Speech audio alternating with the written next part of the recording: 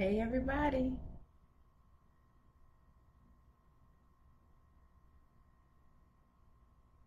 Hey everybody. Good evening, good evening. Good evening, Instagram and Facebook. And for my YouTube subscribers, good evening. Y'all know what today is. It is Motivational Monday. Motivational Monday. And it is a good Monday. I pray that everybody had an amazing weekend. It was a little challenging for me. Lately I've been on this little thing, but anyway, I'm still blessed to be here and able to connect with you guys. Uh, and I'm excited. I am actually excited. So I just want to again welcome everybody as they're coming on. It is Motivational Monday and Woman of Character. We are here to motivate you, to educate, empower, and encourage women and those that are affected by domestic violence by talking about relationships, self-esteem. We are here to help you to rebuild or build your self-esteem, helping you to and encouraging you to live, to dream, to hope, and hopefully to even love again after being broke down. And so again, we are here on Motivational Monday. I am Janice Butler, the founder of Woman of Character. We come on every Monday live on Facebook and Instagram. And we come on every Monday to motivate you and to give you some encouragement, preferably for your week. All right. And so today we are going to be talking about um, uh, the common myths of why she just won't leave. And this is going to be kind of a deep one, but we're going to talk about the common myths of why she just won't leave. And this doesn't just have to do with abuse or abusive relationships, because sometimes you may not necessarily be in an abusive relationship, but you're in an unhealthy relationship and you just can't seem to break away. And so we're going to be talking about that. And hopefully as you're joining and as you're coming in, I pray that you're sharing the video, and I want you to give me your comments, give me your feedback. Let's make this interactive, let's answer some questions. Let's talk about it because you can be helping some woman somewhere to get out of a situation that she never thought that she could get out of. You can be helping somebody, even helping to save their life, right?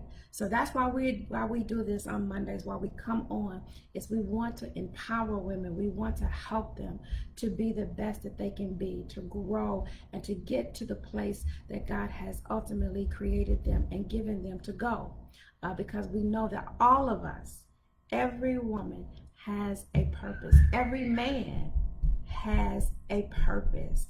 And so we want you to get and to fulfill that purpose. So let's just jump right on in. Okay? Again, we're talking about common myths about why she just won't leave. So today, I was having a conversation with a friend. She asked me to pray for her sister who last night had a gun pulled on her. And so, just a minute. I need you to go upstairs. Sorry, got kids. They know I do this every weekend, but every week. But anyway, she had a her sister had a gun pulled on her last night. She by her fiance, and so we were praying about it and just kind of getting some information. And as disturbing as it is, now let me preface all of this with, I am in no way making excuses for why someone stays. Hopefully, I'm giving you reasons or so that you can have an understanding of the emotional state that a person who is being traumatized or being abused might be in.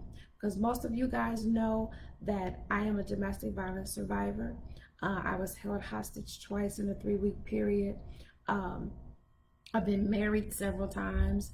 I've been in and out of relationships based on the hope of having um, a healthy, happy relationship with the male, because that's what we are as women designed to have, right?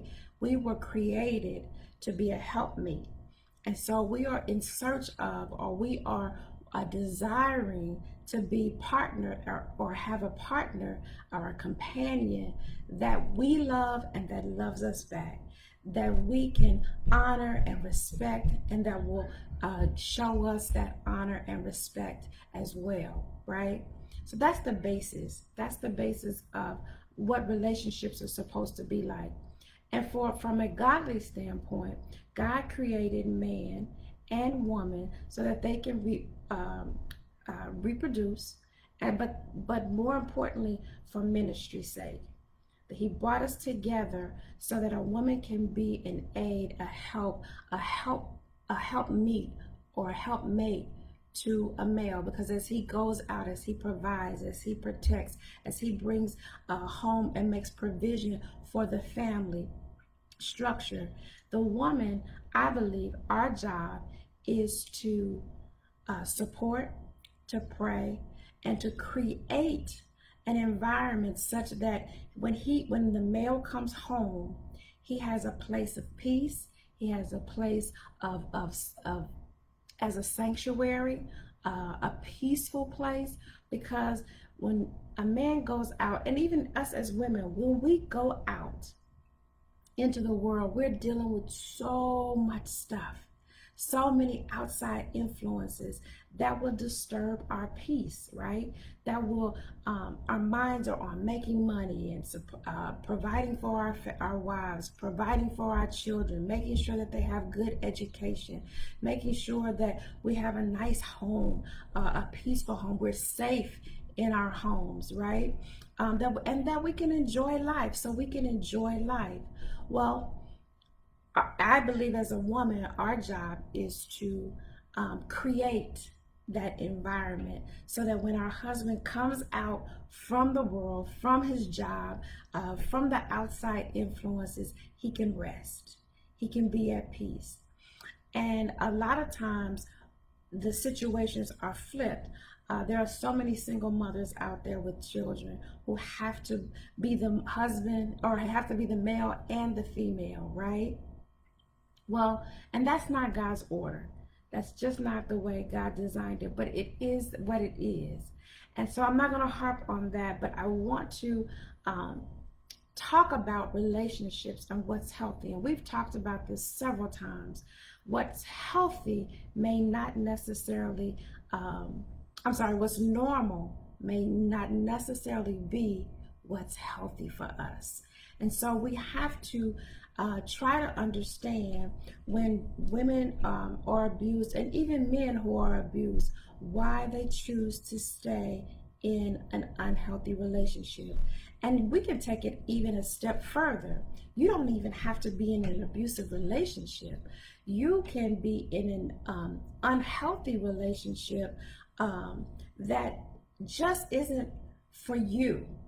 And sometimes we stay, a lot of times, out of convenience, out of fear. We stay because we don't want to have to start over again. How many of you know I could easily say, you know what, I give up. I've been married 3 times, but I still believe and I know that God has ordained me and called me to be a wife. And so one day I will be a wife. And that's my belief. But I have to be prepared. We as women, we have to be prepared, and we have to prepare ourselves mentally, physically, and spiritually for the role and the responsibilities that come along with being a wife, being a partner, being a mate to someone, right? And so I want to just kind of share, as I was talking with my friend about the situation, it's easy for us to judge unknowingly. It's easy for us to project how we would do things on someone else. But I have to let you know that everybody doesn't think the way we do. Everybody didn't grow up the same. Everybody didn't get the same teaching. And one question that I have, and that I continually ask myself is, why is it, and I'm asking you, so put it in the comments, put your comments in. Why is it that some women don't, they know when they see an unhealthy situation, they have enough wherewithal to say they don't want to be bothered, where other women, like myself, have been in situations where I have just said, okay, I'm going to give everybody the benefit of the doubt. You know, I'm going to give them a chance. I'm just going to see how this goes. Why is it that some of us can see the flags, see the signs, and take heed and say, nope, not going to have anything to do with it? Others of us see the signs, we see the flags, but yet we feel like we're going to still give that person a chance. We don't stop and think about the consequences or the things that could happen. We just kind of go in with it, into it with these rose-colored glasses on, yet hoping for the best. And you guys know my story again, and I'll share it with those who don't.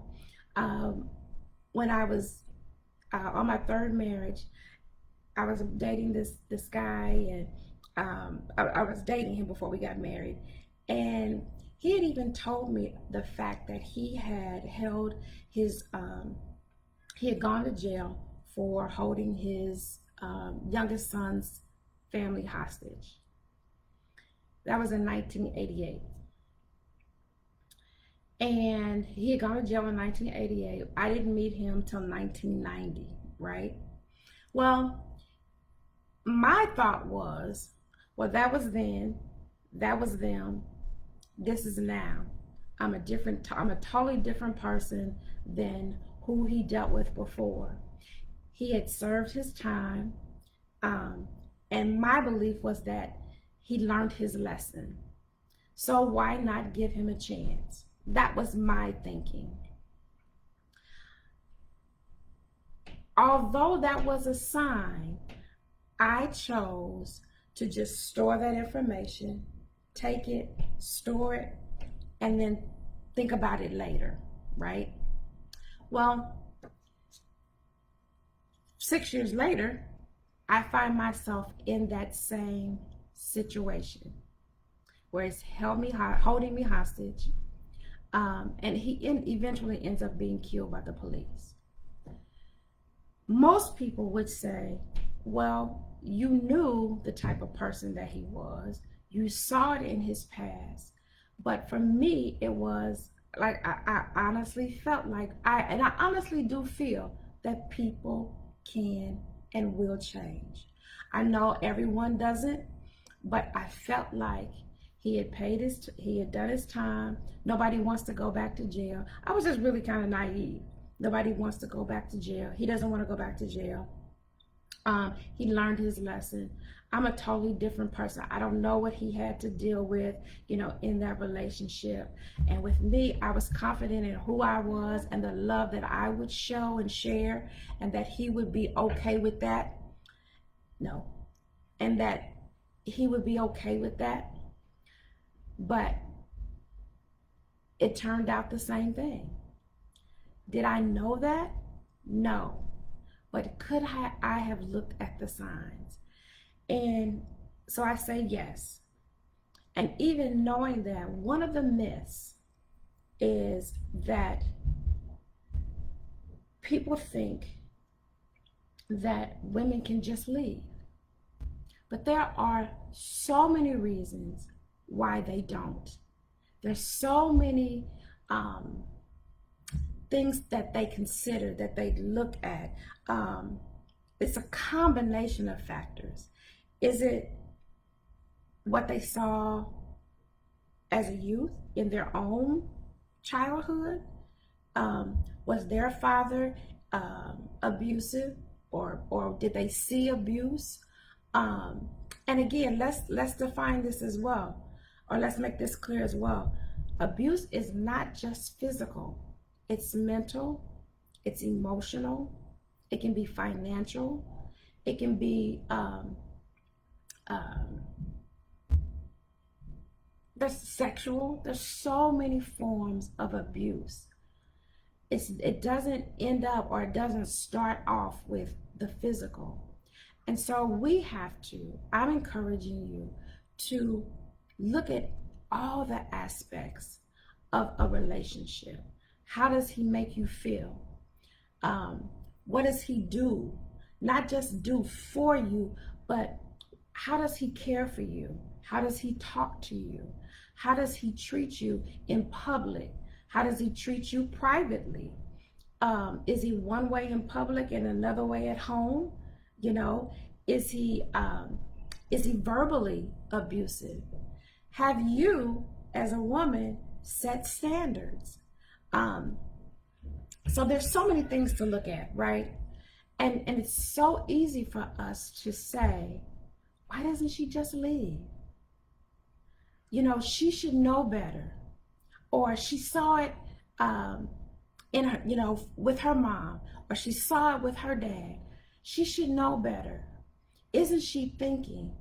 Well, the honest answer is no, she's not. She's not thinking. She's not thinking rationally.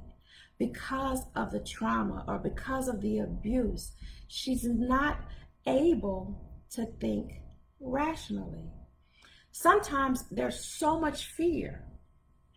Sometimes there is the hope and the dream that I want what somebody else has.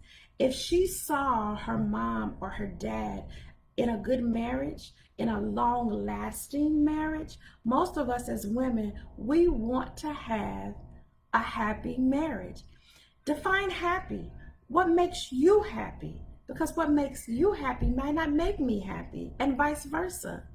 But what she sees is the dream. She sees this image that she wants to obtain. And so it's easy for us to say, she should leave. Why doesn't she leave? But it's not that easy. It's not that easy because there are emotions involved, emotions of fear, emotions of, well, where will I go? What will I do? And don't add children on top of that. And a lot of people may even say, well, but she should do it for her children.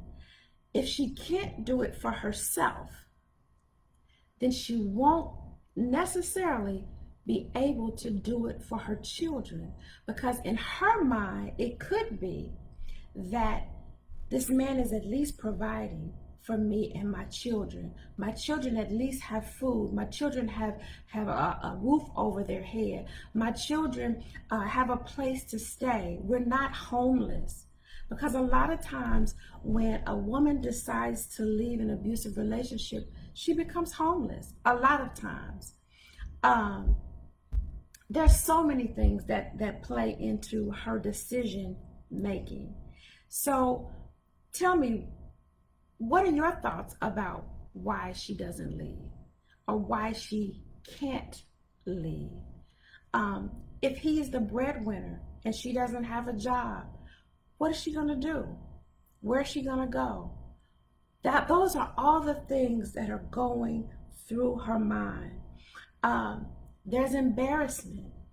You know, she's embarrassed to let her family know or her friends know that she's in an abusive relationship or this guy has treated her a certain way, especially when she knows that her family is going to protect her.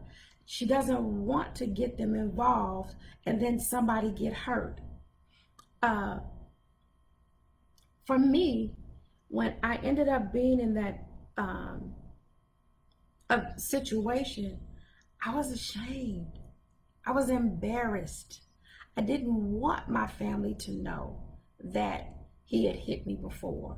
I didn't want my family to know that we were in this, that he was threatening me, that he was calling my job. I didn't want my job to know, but it got so bad that I had to tell my boss because he was threatening to come on my job. You know, and there was a part of me that was even still trying to protect him from having to go to jail. And I'm just being truthful and transparent. That's the mentality sometimes we as women take on. And why do we take on that mentality? In my opinion, I didn't realize this till after I was out of it. I mean, like completely out of it. I was dealing with low self-esteem. And nobody could have ever told me that that was my issue. I would have, in 1,000 years, million years, I would have never thought that I would have been abused, one, and two, that I was dealing with low self-esteem. Because I had the home, I had the good government job. My children were in private school. And it wasn't that necessarily, well, now my last husband was taking care of us financially and providing for the family. But in my other marriages, I was the breadwinner. So I was secure in what I had, but I wasn't secure in who I was. I was just going through the motions. I was just living because that's what you do, right? You take care of yours. You do the best that you can, and you think that that's it. But there has to be, I had to become mindful of why I was the way I was. And people don't understand. All they want to do is protect you. They want you to be safe. They want you to get the help. And that's why we do these lives. That's why I'm here to motivate some woman who may find herself in a situation and she doesn't know how to get out of it. It's okay that you don't know. But what I want to let you know is that there is help out here. There are resources out here. There are people out here that will help you to get out and to stay out safely. Yolanda says that secure in who you are is key. A lot of times we don't know who we are until we find ourselves in a situation. You don't really know what you're made of until you find yourself in a situation that causes you to either have to fight, stand up for yourself, that puts you in a situation where you have to make a decision because it can be life or death. And a lot of times we as victims or people who have been victims, we are so concerned with the other person that we forget about who we are. And so that's one myth, is she's dealing with fear. She doesn't know who she is. And the myth of why doesn't she just leave is because she's dealing with so much that she just doesn't know what to do. She doesn't know where to go. She doesn't know who she can trust. And trust is a big factor with victims. Who I can trust that will love me enough to walk with me on this journey, because it is a journey. It's not something that most women can just get out of. And just stop and think. You might not be in an abusive relationship. I was in a situation where just a couple of years ago, And I have set standards. I have boundaries. The person that I was involved with knew my boundaries. But because of the wooing and because he thought that he could manipulate certain things, I was constantly asking questions. He would constantly tell me, you just need to just chill out, just relax. No, what is it that you're trying to do? Why don't you meet me halfway?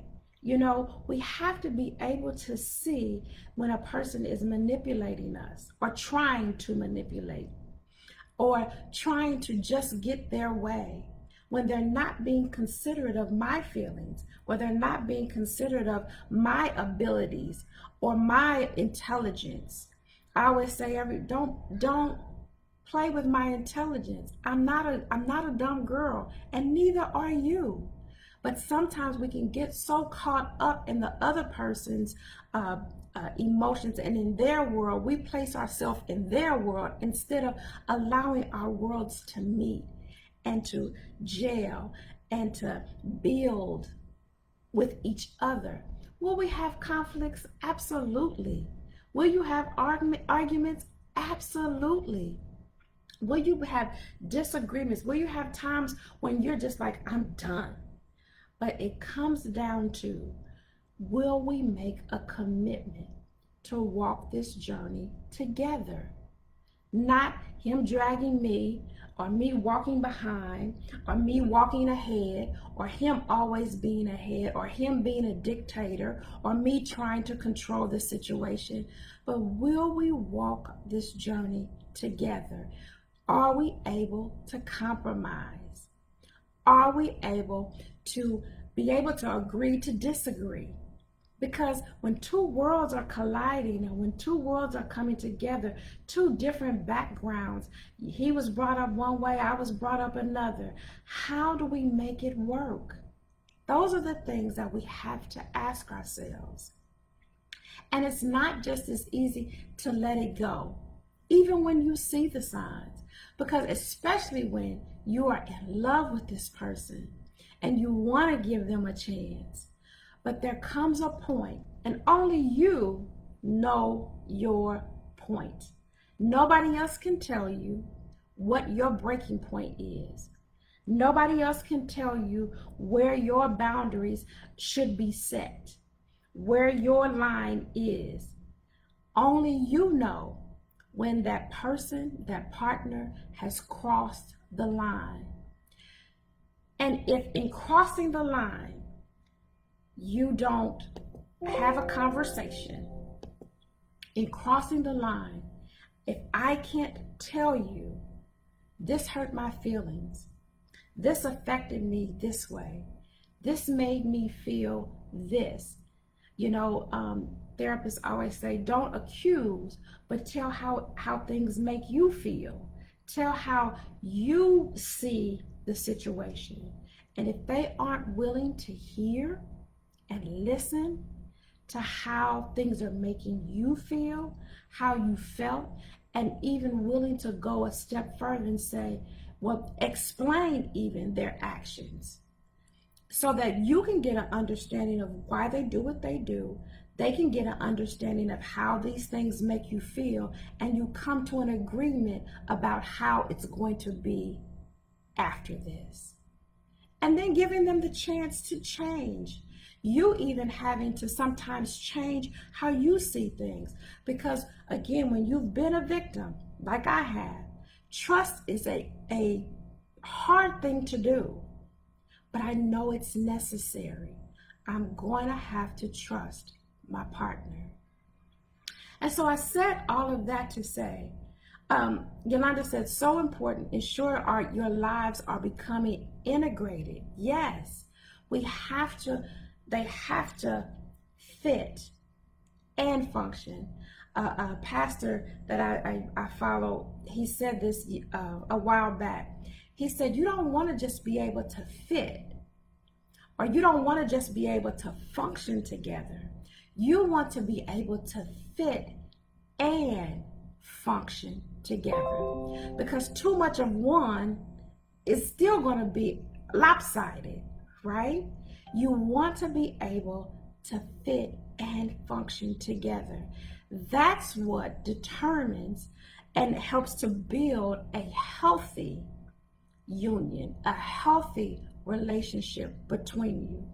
And so then you're not necessarily dealing with the fear or the doubt or the insecurity of what's going to happen next. You're not, when the standards have been crossed, when the lines have been crossed, you can logically, rationally say, I cannot handle this. And no is a complete sentence. No means no. And if they can't, your partner cannot respect your no for whatever reason it may be, and willing to see how things can be worked out, and vice versa. If you can't respect your partner's no, then get out. Say, this isn't for me. And that's what I had to do in this relationship. I had a flat tire, or I'm sorry, my battery kept going out. And in this relationship this last relationship that I was in, and my breaking point was, I called and said, hey, I'm at Quick Trip, my car won't start, my battery went out, I've been having trouble. And his response was, I'm not your savior. Why are you calling me? And when I heard that, the first thing out of my mouth was, I'm done. I'm done. And I think he thought, because he started apologizing, I'm at work and I can't do anything. But see, there was a deeper message behind, I'm not your savior. Why did you call me? Because see, if I find myself in a more traumatic situation or a dangerous situation, I can't trust this person to come and rescue me. And we as women, we want someone to rescue us, to be there. And so I was done. I had got all the apologies. I got all the let's work it out. And I'm like, no. And what I had to do then was stop the phone calls, stop accepting the phone calls. I had to eventually block phone numbers. I went so far as even erasing the phone number so that, it didn't come up with his name. And I'm like, do I take this? No, it was an unknown number to me. Because, nowadays with cell phones, we don't even, or I don't, memorize numbers unless you are a family member. And so it was like, hey, I'm done. I'm done. So I had to do some things myself that showed him I was done. And I'm saying all that to say, women, you have more control than we allow ourselves to have, or that we admit that we have, or even that we think we have. You set the pace. So the myth of why doesn't she just leave? Again, there's so many reasons why, but I believe the number one reason is that she's dealing with low self-esteem. She doesn't see her own value, her own worth in a relationship. She may have been broken and bruised over and over and over again. She may still be holding on to a dream from a little girl that she wants to have, that loving companion that she may have seen in her mother and in her father. But she isn't able to make good choices. And then you begin feeling like, I'm worthless. Why doesn't anybody want me? And so then you accept whoever comes along. And once you're in it, for most women, it's not that easy to get out and stay out. And so I ask you the question, why is it that some women can see the signs, see the flags, and walk away, and others can't? That is something that I am going to solve. That is the problem. And a lot of that comes with talking it out, What is it about you? What is it about me that says I deserve what I get or whatever he has to offer? What is it about you that says I'm going to keep giving this a chance, even though you've seen time after time after time after time that there is abuse, whether it's verbal, whether it's emotional, financial, heaven forbid that it's physical. Why do we keep accepting the same behavior? And what I had to do was make a choice to put me first. And that's what I am motivating and encouraging you to do. Put yourself first.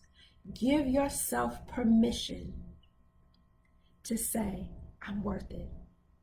I deserve better. And if it's not you, he's out there. Next, give yourself permission to love you enough, to love your children enough. And this goes, love you enough to know that you deserve better. You deserve the best. Will there be some lonely days? Absolutely. Will there be some sad, sorrowful days? Absolutely. But even in that, and under all of that pressure of having to raise children on your own, having to provide for your own household, having to get food when you don't have enough money, having to be by yourself when you really want to go out and have a good time, having to stay home. Even in all of that, there's a lesson. Because when it comes, when you begin to love yourself, you can enjoy being alone. You can enjoy even the struggle. And I know that sounds weird. And you're like, oh, girl, you crazy. But there is joy in knowing that although I'm facing this, I still have peace. Even though this has happened, I can still say, I'm okay. I know who I am. And that's what I want you to know about yourself.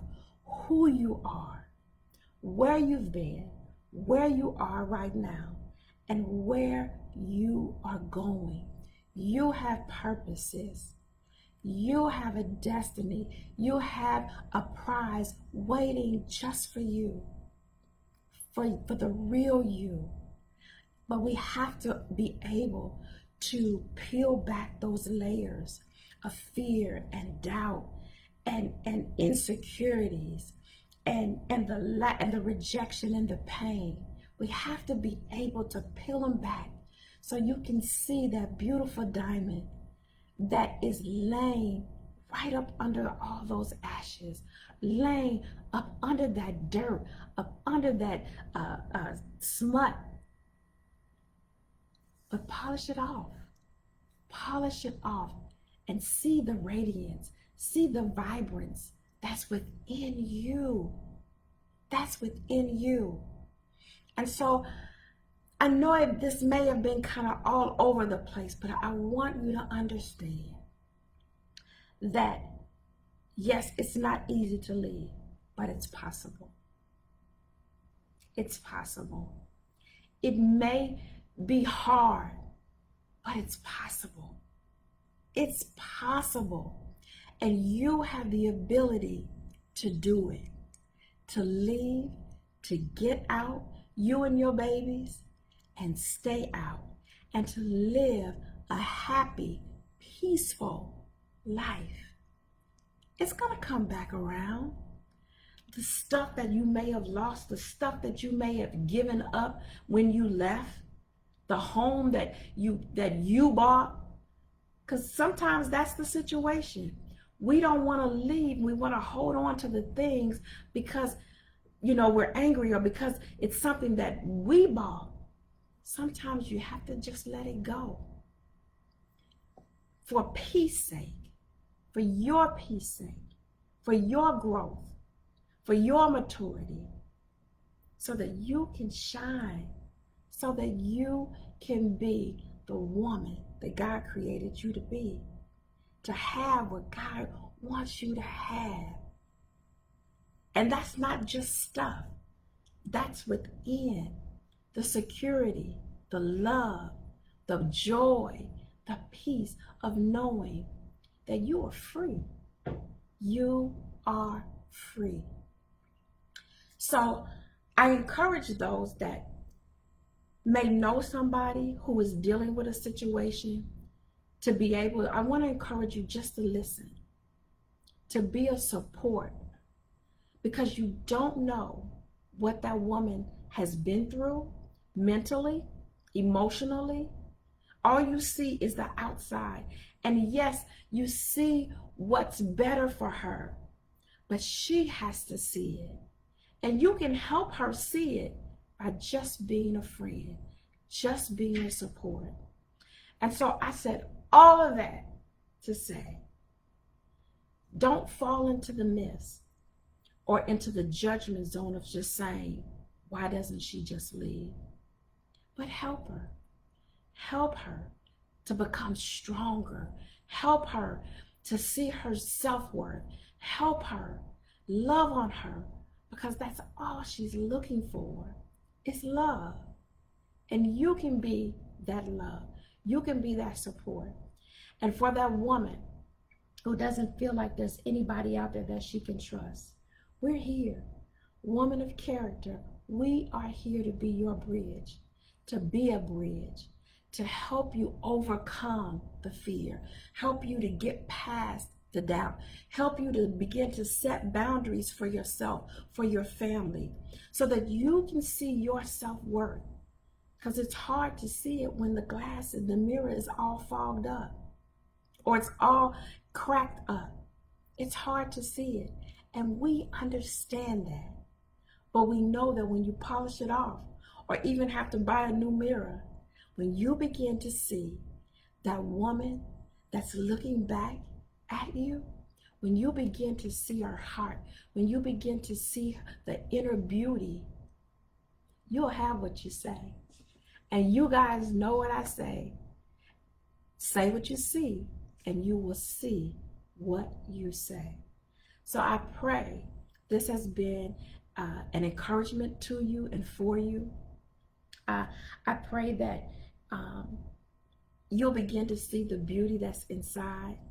You'll begin to get the confidence and the courage to be able to let unhealthy relationships go, have the desire for healthy versus unhealthy. Redefine what's normal for you. And if you need to contact us, we are here. Woman of Character, we are here on Instagram. Tag us, DM us at WMOFCHARACTER. On Facebook, go and like our page, Woman with an A, Woman of Character Inc. Send us a message. Put your comments below. Ask your questions. We do respond. If you want to send us an email, it's WMOF and the word character at gmail.com, or you can call us at 816-945-0600. And I'm just going to end this with, God has a plan for you, and we want to see you get there. We love you. Please, please, please reach out to us. Reach out to other resources. If you are in an unhealthy or an abusive relationship, call 911, or you can call the domestic violence hotline. They are open 24 hours a day. They will answer your call. They will help you get to a safe place. They will if you just need somebody to talk to, they will talk to you. They will listen, as well as we will. There are other organizations out there. Fearless Inc. They're in New York. One of my partners. They are available because we are speaking and encouraging women across this nation, and we want to see you win. So I love you. I pray that this was helpful for you, and we will talk with you next week. Have an amazing week, everybody. Bye.